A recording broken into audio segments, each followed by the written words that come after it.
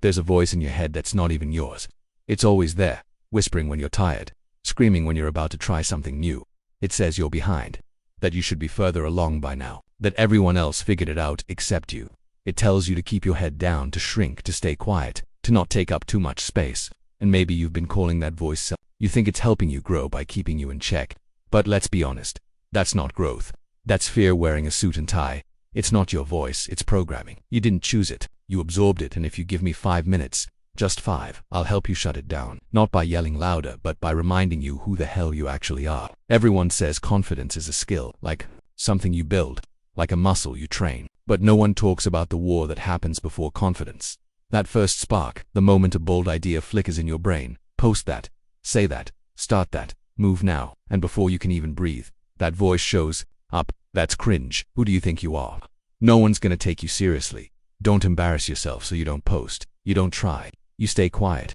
You stay still. You stay safe. And then you give it a nice little label to feel better about it. You call it being humble, but let's get real. That's not humility, that's fear in disguise. It's the fear of being seen fully. The fear of being wrong. The fear of starting messy, looking stupid, and getting laughed at. So instead, you shrink preemptively. You kill the idea before anyone else gets the chance to judge it. And then you wear the silence like a badge. But silence isn't strength, not when it's coming from a place of self-erasure.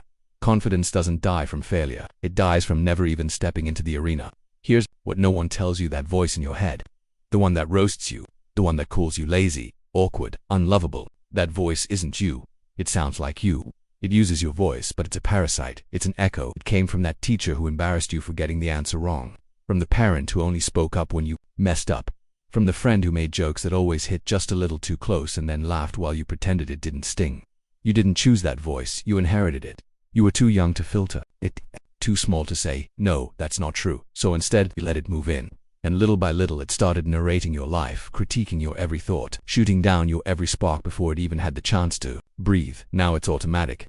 That voice judges you before you even act, and you mistake that judgment for wisdom. But listen to me, just because the voice sounds familiar doesn't mean it's right, and it sure as hell doesn't mean it's yours. It's just a glitchy playlist on repeat, downloaded by accident, never updated, and here you are, still dancing to it, still making life decisions based on a script you didn't write. And the worst part, that voice doesn't even have to win anymore, because now you do the job for it. You hold yourself back, you talk yourself down.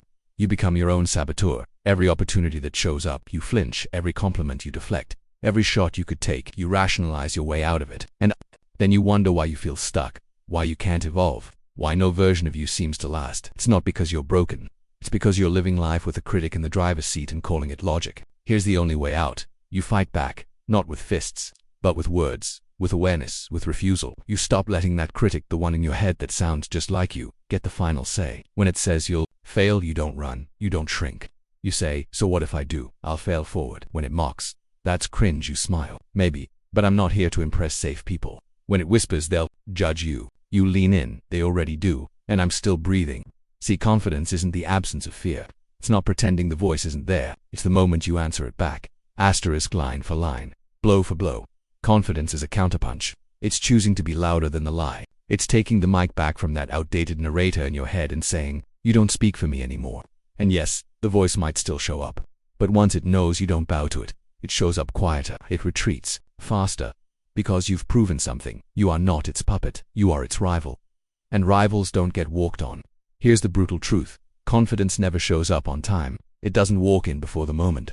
It doesn't give you permission in advance. It arrives after always. You don't feel confident before you speak up. You feel it after your voice shakes and survives. You don't feel confident before you post. You feel it after people scroll past and you realize you didn't die. Confidence is never the starting gun. It's the echo, the reward for being brave, not the requirement. So stop waiting to feel ready, waiting to be enough, waiting until the critic goes silent. It won't, but you can move anyway. Let the voice in your head call it cringe. Let the fear throw a tantrum. Asterisk. You don't need a new voice in your head, not some perfect, polished, Pinterest-worthy mantra.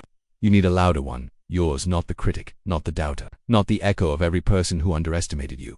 So talk back, talk with fire, talk with fear in your chest and courage in your throat. Say it shaky, say it raw, say it anyway. Take the shot, upload the post, make the call, walk into the room like you belong because you do, even if you don't feel it yet. And when that old voice shows up again, the one that whispered, who do you think you are? The one that laughed, they're going to cringe. Let it watch. Let it sit in the corner. Let it see what happens when you stop listening. Let it watch you win.